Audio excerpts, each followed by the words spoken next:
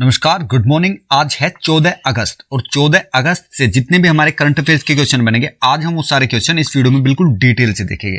तो इस वीडियो को बिल्कुल ध्यान से देखिए और लास्ट तक देखिए। तो चलिए शुरू करते हैं हम आज का पहला क्वेश्चन। पहला क्वेश्चन है हमारा question number 1, WGDP women connect challenge किसने शुरू किया है? तो इसका राइट आंसर होगा ये रिलायंस फाउंडेशन ने अभी WGDP वीमेन कनेक्ट चैलेंज को शुरू किया है। रिलायंस फाउंडेशन ने किया है। अब ये WGDP क्या है? ये WGDP है वीमेन्स ग्लोबल डेवलपमेंट प्रोस्पेरिटी।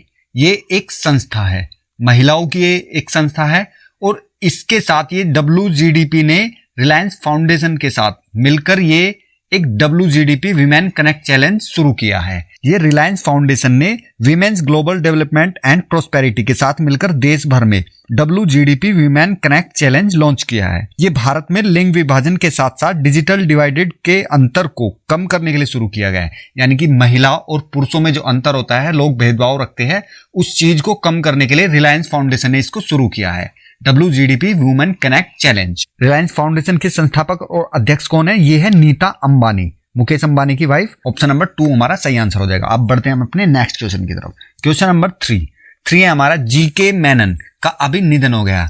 यह कौन थे? राइट आंसर होगा ये खेल पत्रकार थे, ये GK मेनन, जिनका अभी हाल ही में निधन हो गया है। ये इससे पहले इन्होंने इंडियन एक्सप्रेस और द टाइम्स ऑफ इंडिया के साथ भी काम किया है GK मेनन ने, और ये खेल पत्रकार थे। राइट आंसर ऑप्शन नंबर 3 हो जाएगा। बढ़ते हैं नेक्स्ट की तरफ। नेक्स्ट है हमारा क्वेश्चन नंबर 3। क्वेश्चन नंबर 3 है हमारा चेक से होने वाली धोखाधड़ी को रोकने के लिए अभी पॉजिटिव पे प्रणाली सुविधा किसने शुरू की है? तो अभी राइट आंसर होगा ये रिजर्व बैंक ऑफ इंडिया ने, हमारे देश के केंद्रीय बैंक ने, RBI reserve bank of India ने अभी ये पॉजिटिव पे प्रणाली सुविधा शुरू की है। ये पॉजिटिव पे प्रणाली की सुविधा है क्या? पॉजिटिव पे एक धोखाधड़ी रोकथाम प्रणाली है जो अधिकांश वाणिज्यिक बैंकों द्वारा जाली प्रवर्तित और नकली चेक से बचने के लिए ये कंपनियों को दी जाएगी। इसके अंतर्गत जब लाभार्थी चेक को भुनाने के लिए जमा करता है तो उस समय चेक की जानकारी पॉजिटिव पे के माध्यम से बैंक को प्रदान की गई जानकारी से की जाती है। यह जानकारी मेल खाती है तो चेक स्वीकार किया जाता है, और अगर ये मेल नहीं खाती है तो चेक को वापस कर दिया जाता है। इस चीज को ऐसे समझिए जैसे कोई बैंक है और इसका एक कस्टमर है। अब कस्टमर के पास और बैंक के पास एक कोड होगा जो बस या तो बैंक को पता होगा या फिर इस कस्टमर को पता होगा। अब ये कस्टमर एक चेक देता है किसी व्यक्ति को। अब यह व्यक्ति बैंक में जाता है इस चेक को लेकर भुनाने के लिए। अब बैंक उससे कुछ जानकारी मांगेगा, यानी कि कोड के बारे में पूछेगा। तो अगर यह कोड बता पाएगा और यह कोड इस बैंक के कोड से मेल खाएगा तो यह चेक स्वीकार किया जाएगा, और यह अगर जो नहीं बता पाएगा या इसका जो कोड होगा वो मेल नहीं खा पाएगा तो यह चेक अस्वीकार कर दिया जाएगा। यही है पॉजिटिव पे प्रणाली। ऑप्शन नंबर फर्स्ट हमारा राइट आंसर हो जाएगा। अब बात कर लेते हैं हम रिजर्व बैंक ऑफ इंडिया की। रिजर्व बैंक ऑफ इंडिया के गवर्नर है शक्तिकांत दास, और ये किस नंबर के गवर्नर है? ये है 25वें नंबर के गवर्नर शक्तिकांत दास। इसका मुख्यालय कहां पर है? ये मुंबई में मुख्यालय है इसका। स्थापित कब किया गया था? ये 1 अप्रैल 1935 को इसकी स्थापना हुई थी, रिजर्व बैंक ऑफ इंडिया की। राइट आंसर हमारा ऑप्शन नंबर फर्स्ट हो जाएगा। अब बढ़ते हैं अपने नेक्स्ट क्वेश्चन की तरफ। क्वेश्चन नंबर 4 है हमारा ICR के नए अध्यक्ष किसे चुना गया है? तो सही आंसर होगा हमारा ऑप्शन नंबर 2 हमारा प्रमोद भसीन। अभी इनको ICR के नए अध्यक्ष के रूप में चुना गया है। अब ये ICR है क्या?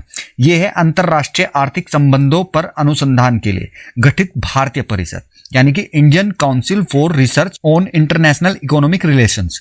इसका अध्यक्ष नियुक्त किया गया है प्रमोद भसीन को। सही आंसर हमारा ऑप्शन नंबर 2 हो जाएगा। इन्होंने किसकी जगह ली है? इन्होंने ईशर जज एलूवालिया की जगह ली है, क्योंकि ये अब बीमार हो गए थे तो इसी वजह से इनको अपने पद से हटना पड़ा, और अब इनको बनाया गया प्रमोद भसीन को इसका अध्यक्ष। ऑप्शन नंबर 2 हमारा सही आंसर हो जाएगा। अब बढ़ते हैं नेक्स्ट की तरफ।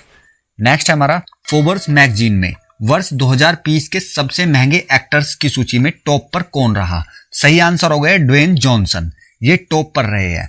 ये फोर्ब्स मैगजीन ने अपने 2020 के सबसे महंगे एक्टर्स की लिस्ट जारी की है, जिस लिस्ट में सबसे टॉप पर है ड्वेन जॉनसन। इनकी कुल कमाई $87.5 मिलियन है।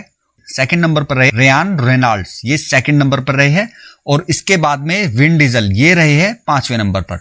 और भारत के एकमात्र महंगे एक्ट्रेस जो कि टॉप 10 सूची में आए हैं और इनकी रैंक है 6th नंबर पर, यानी कि 6ठे नंबर पर रही है अक्षय कुमार और इनकम है इनकी 48.5 मिलियन कुल कमाई। ड्वेन जॉनसन ये पहले स्थान पर रही है।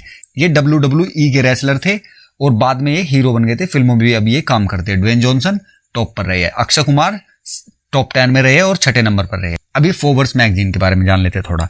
ये फोर्ब्स मैगजीन एक निजी स्वामित्व वाली प्रकाशन एवं मीडिया कंपनी है जिसका मुख्यालय न्यूयॉर्क में है। इसके CEO है Mike Federal. Option number first हमारा सही आंसर हो जाएगा। अब बढ़ते हैं नेक्स्ट की तरफ।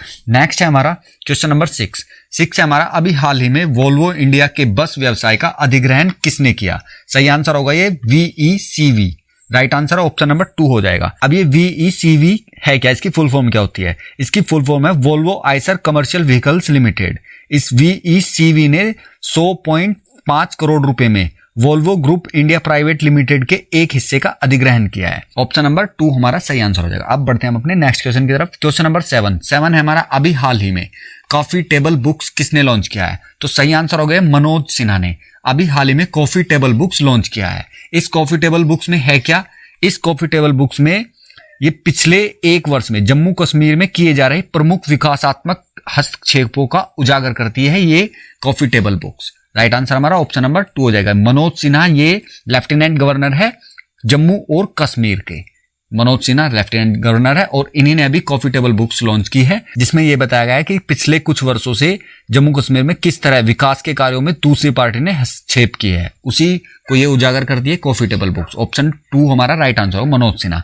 अब बात कर लेते हैं हम जम्मू कश्मीर की। ये है मैप में जम्मू कश्मीर, इसकी राजधानी है श्रीनगर और यहाँ के जो लेफ्टिनेंट गवर्नर है वो है मनोज सिन्हा। ऑप्शन नंबर 2 हमारा राइट आंसर होगा। बढ़ते हैं नेक्स्ट की तरफ। नेक्स्ट है हमारा, अभी किस राज्य ने कोविड-19 प्रोटोकॉल को उल्लंघन करने वालों के लिए जुर्माना बढ़ा दिया है? तो सही आंसर होगा ये अभी हाल ही में उड़ीसा ने ये फैसला लिया है कि कोविड-19 प्रोटोकॉल का जो उल्लंघन करेगा उस पर जुर्माना लगेगा। जुर्माना तो पहले से ही लगाया हुआ है लेकिन अब उस जुर्माने को बढ़ा दिया गया है। कितना कर दिया गया है? यह जुर्माना कर दिया गया 2 वर्ष तक की अवधि के लिए कारावास या 1 लाख रुपए तक का जुर्माना, दोनों का भी प्रावधान होगा। ये बढ़ा दिया है उड़ीसा सरकार ने। अब बात करते हैं हम ओडिशा की। मैप में देखिए ये है ओडिशा। ओडिशा की राजधानी है भुवनेश्वर। मुख्यमंत्री यहाँ के नवीन पटनायक है और गवर्नर है यहाँ के गणेशी लाल। कोणार्क का सूर्य मंदिर भी ओडिशा में है और पुरी की रथ यात्रा भी ये ओडिशा में ही होती है। ऑप्शन नंबर 3 हमारा सही आंसर हो जाएगा। अब बढ़ते हैं नेक्स्ट की तरफ।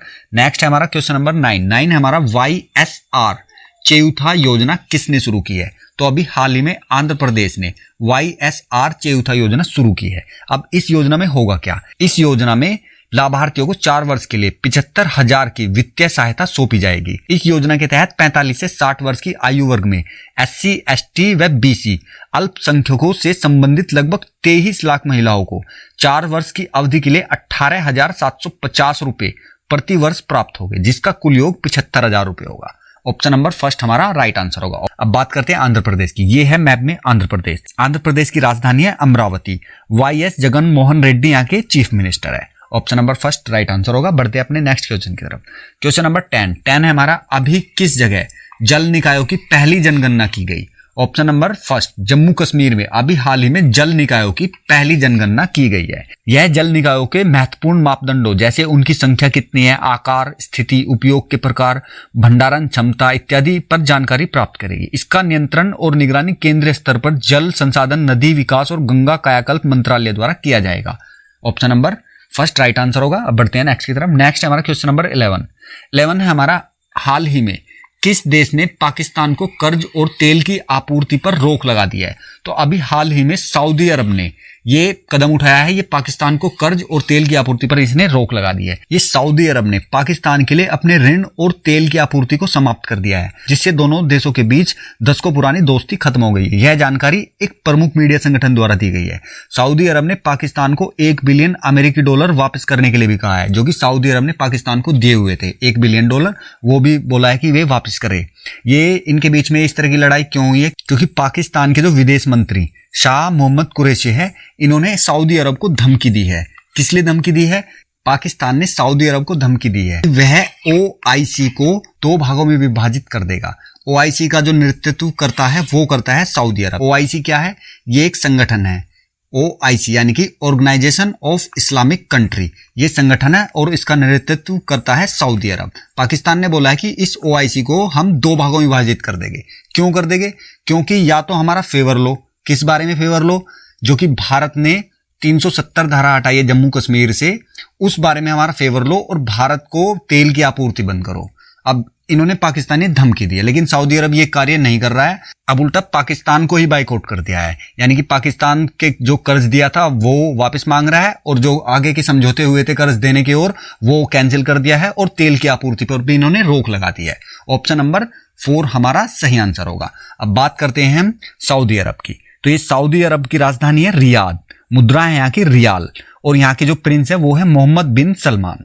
पाकिस्तान की बात करते हैं, ये है मैप में पाकिस्तान, राजधानी है इस्लामाबाद, सबसे बड़ा शहर है इसका कराची, मुद्रा है यहाँ की पाकिस्तानी रुपया। तो अभी ऑप्शन नंबर 4 हमारा राइट आंसर हो जाएगा। अब बढ़ते हैं नेक्स्ट की तरफ। नेक्स्ट है हमारा क्वेश्चन नंबर 12 है हमारा मेडल फॉर एक्सीलेंस अवार्ड किसे प्रदान किए गए? तो इसका राइट आंसर होगा ये पुलिस कर्मियों को अवार्ड प्रदान किए गए। मेडल फॉर एक्सीलेंस किस लिए प्रदान किए गए हैं? क्योंकि इन पुलिस कर्मियों द्वारा साफ इन्वेस्टिगेशन के लिए इनको ये मेडल फॉर एक्सीलेंस अवार्ड दिया गया है, जिसमें 15 पुलिसकर्मी CBI से थे, 10 मध्य प्रदेश और महाराष्ट्र पुलिस के थे, 8 उत्तर प्रदेश पुलिस से है और 7 केरल और पश्चिम बंगाल पुलिस से है। ऑप्शन नंबर 1 हमारा राइट आंसर हो जाएगा। आज की ये वीडियो यहीं पे खत्म करते हैं करंट अफेयर्स की। तो अगर वीडियो आपको अच्छी लगी हो तो प्लीज लाइक कीजिए और चैनल को सब्सक्राइब कीजिए और साथ ही साथ बेल आइकन को भी दबा दीजिए, जिससे कि मेरी अगली वीडियो का नोटिफिकेशन आपको टाइम पर मिल सके। Exam goal for daily current affairs. Thank you.